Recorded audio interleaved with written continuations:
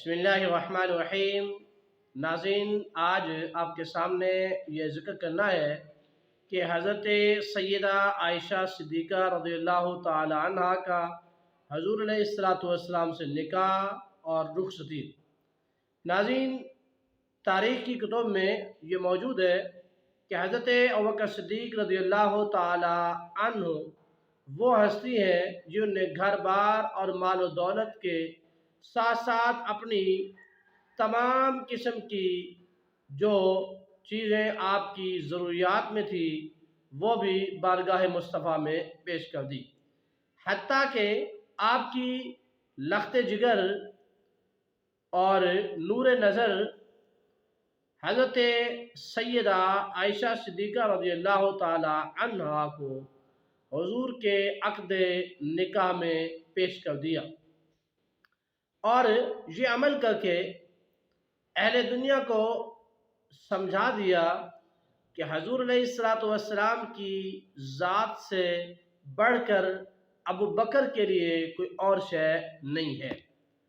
گویا تمام ازواج مطہرات میں یہ صرف حضرت عائشہ صدیقہ رضی اللہ تعالی عنہا کو حاصل ہے کہ وہ حضرت صلی اللہ علیہ وآلہ وسلم کی کنواری بیوی تھی، اور بقیہ تمام ازواج جو تھی وہ جو ہے کنواری نہیں تھی۔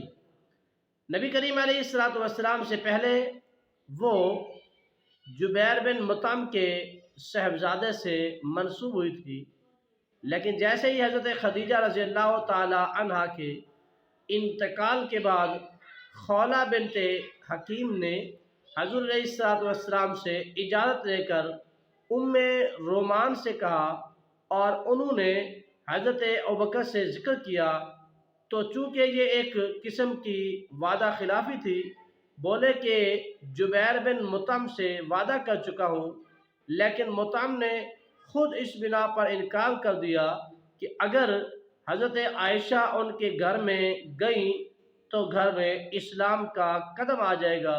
بہرحال حضرت ابوبکر صدیق رضی اللہ تعالیٰ نے خولہ کے ذریعے حضور علیہ السلام سے عقد کر دیا۔ ناظرین، 500 درہم حق کے مہر طے پایا، اور یہ 10 نبوی کا واقعہ ہے۔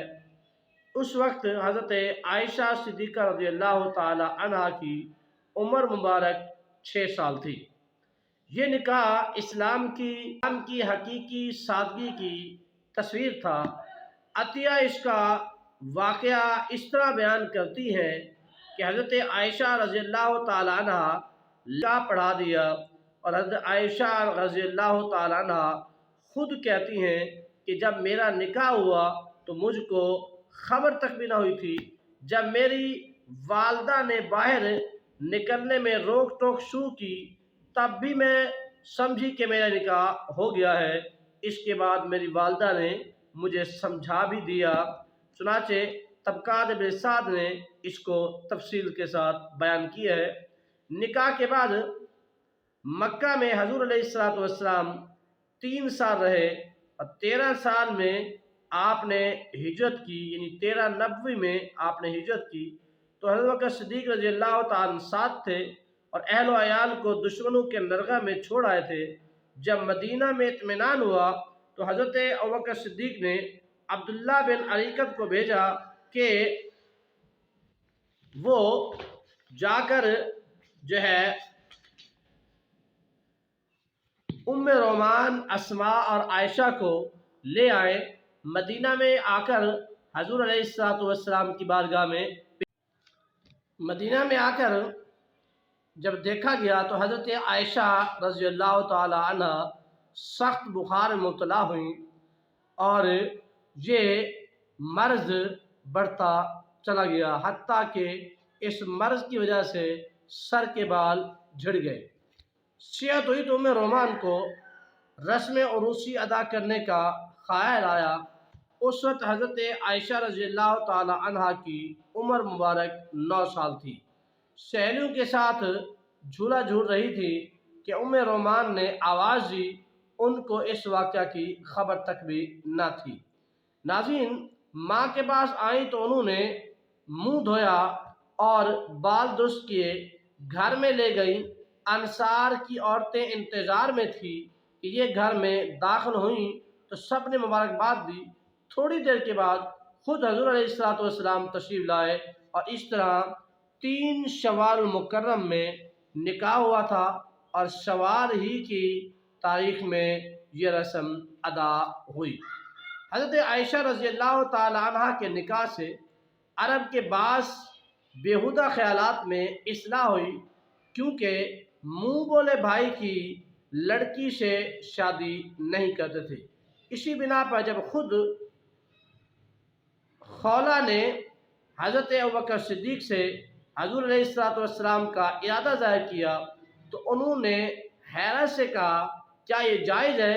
تو عائشہ تو رسول اللہ کی بھتیجی ہے، لیکن حضور علیہ السلام نے فرمایا کہ تم تو صرف میرے مذہبی بھائی ہو۔ اہل عرب شوال میں شادی نہیں کرتے تھے۔ زمانہ قدیم میں اس مہینہ میں طاعون آیا تھا۔